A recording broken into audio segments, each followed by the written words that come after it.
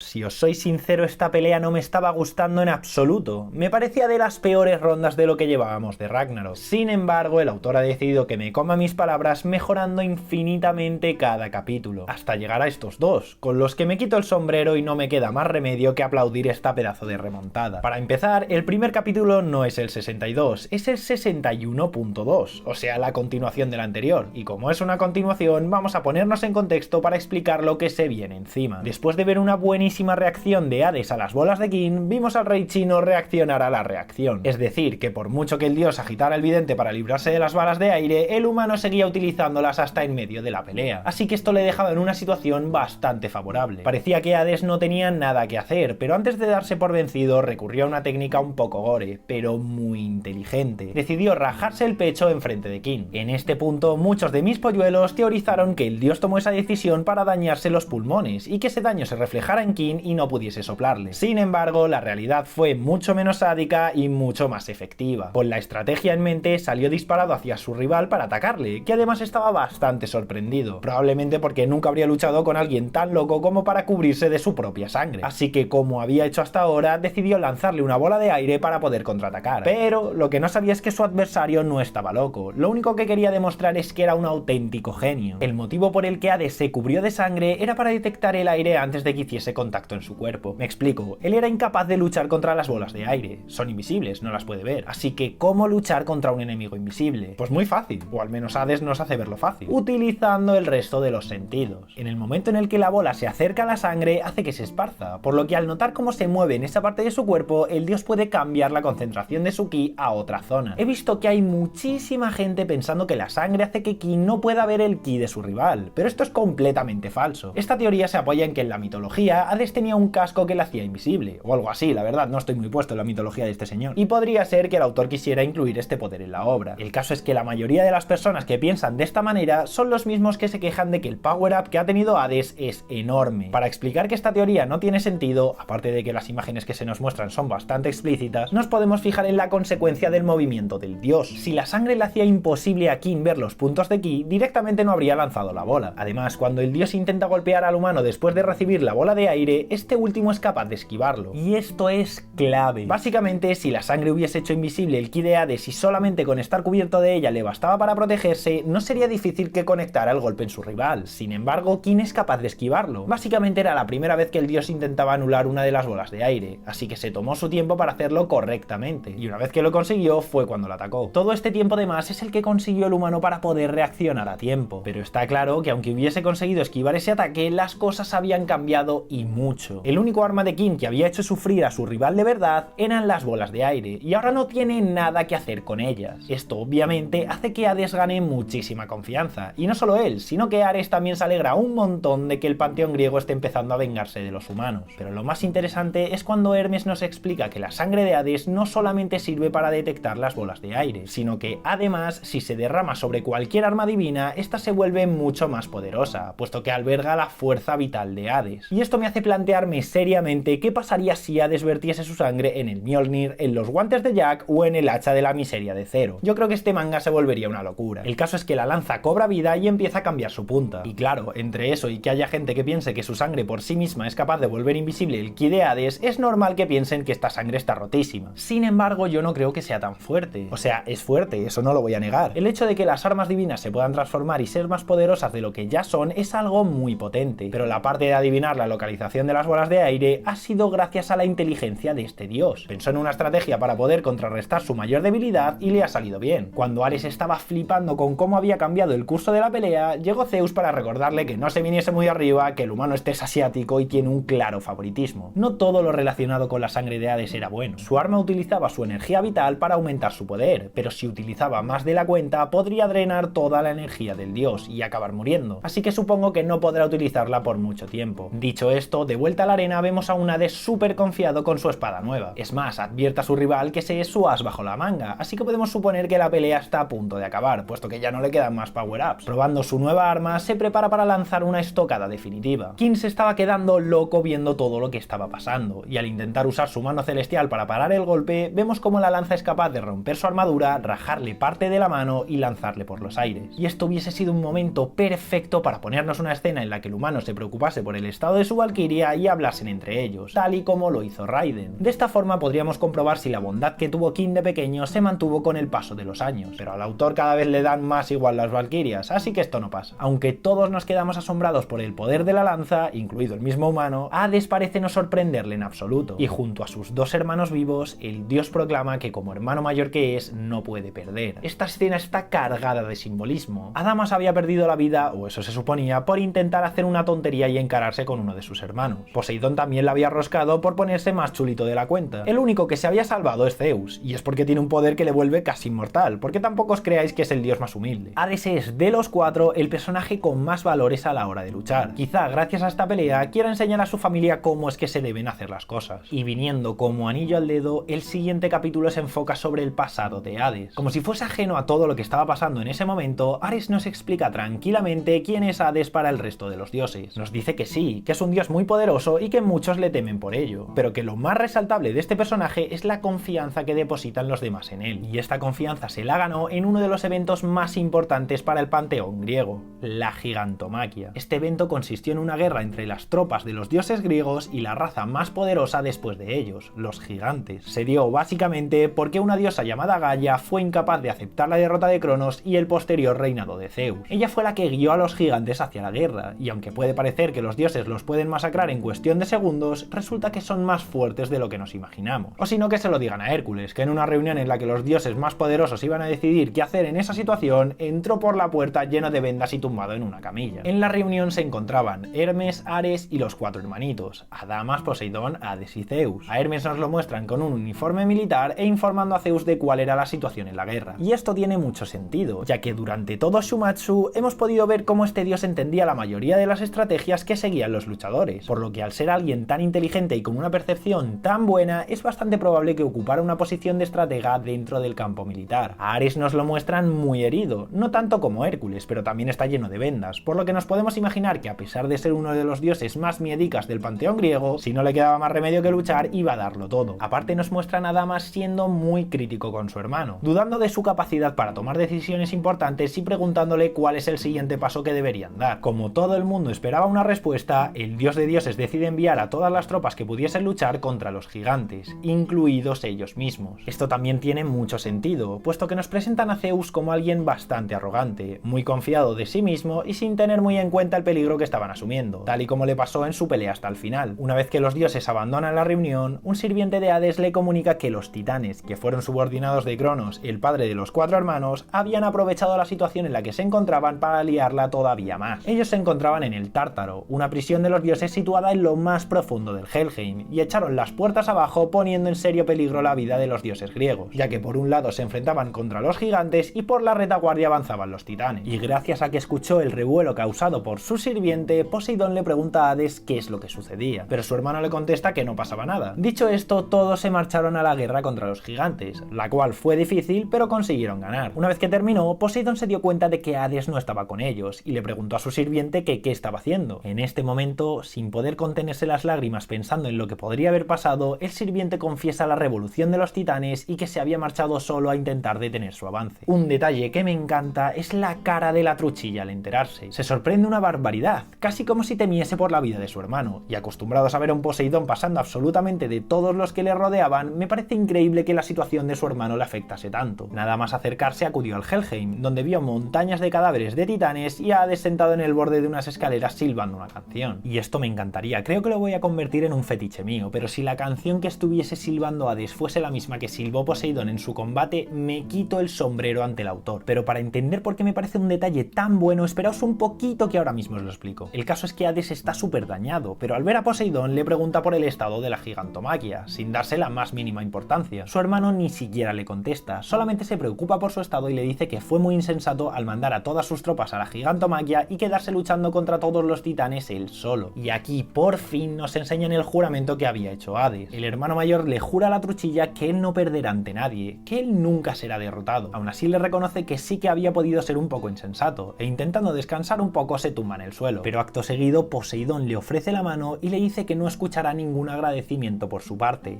hermano, algo que sorprende muchísimo a Hades, puesto que tal y como nos cuenta nunca la había llamado hermano. Y este es el punto que os decía por el que me parece tan pero tan bueno que Poseidón silbara la canción de Hades en su combate. Básicamente vemos que la truchilla siempre había sido muy arrogante e individual, o sea que el hecho de ser tan arisco con Adamas no era porque le cayese mal, sino porque no solía preocuparse por nadie. Sin embargo, al escuchar que Hades se había ido solo a luchar contra los titanes, le cambió la cara. Podemos suponer que el acto heroico de su hermano le cambió su forma de pensar. De hecho, unas palabras de Poseidón en la tercera ronda del Ragnarok fueron: los dioses luchamos solos, tal y como hizo Hades en la gigantomaquia. Pero bueno, ¿y todo esto qué tiene que ver con el silbido? Pues que el juramento que le hizo su hermano fue que no perdería ante nadie, y Poseidón, cuando empezó a silbar, fue en el momento en el que, digamos, se puso serio, quizá haciendo referencia al juramento de Hades y declarando que esa pelea no la iba a perder, aunque al final se convirtió en sushi. Pero bueno, el caso es que en el palco de los dioses, Ares rompe a llorar recordando ese momento, y Hermes se pregunta por qué el dios del inframundo le daba tanta importancia a sus hermanos, y haciendo una aparición estelar, Adamas, o mejor dicho Adamantino, se lo explica con pelos y señales. Y este momento también es espectacular. ¿Os acordáis del momento en el que apareció Hermes en el palacio de Poseidón justo después de destrozar a Adamas? Ninguno nos preguntamos qué es lo que hacía allí, y tampoco nos resultó extraño, pues ahora todo tiene sentido. Por orden de Hades, que suponía lo que iba a pasar en el enfrentamiento entre sus dos hermanos, fue a recoger el cuerpo de Adamas y lo llevó a Belcebú para que se lo reconstruyera. Además, esto también deja en buenísima posición a Poseidón, ya que nos explican que si hubiese querido había acabado del todo con Adamas, pero como vimos, aunque Hermes estuviese escondido, la truchilla se percató de su presencia, así que puede que lo hiciese antes de atacar a su hermano y no le diese la estocada definitiva, perdonándole la vida. Dicho esto, Adamantino nos da la conclusión de por qué Hades se preocupa tanto por sus hermanos, y es que él no tiene ningún motivo para hacerlo, simplemente lo hace por amor a su familia. Increíble el pasado de este señor, sin palabras. Soy un polluelo y nos vemos en el siguiente vídeo.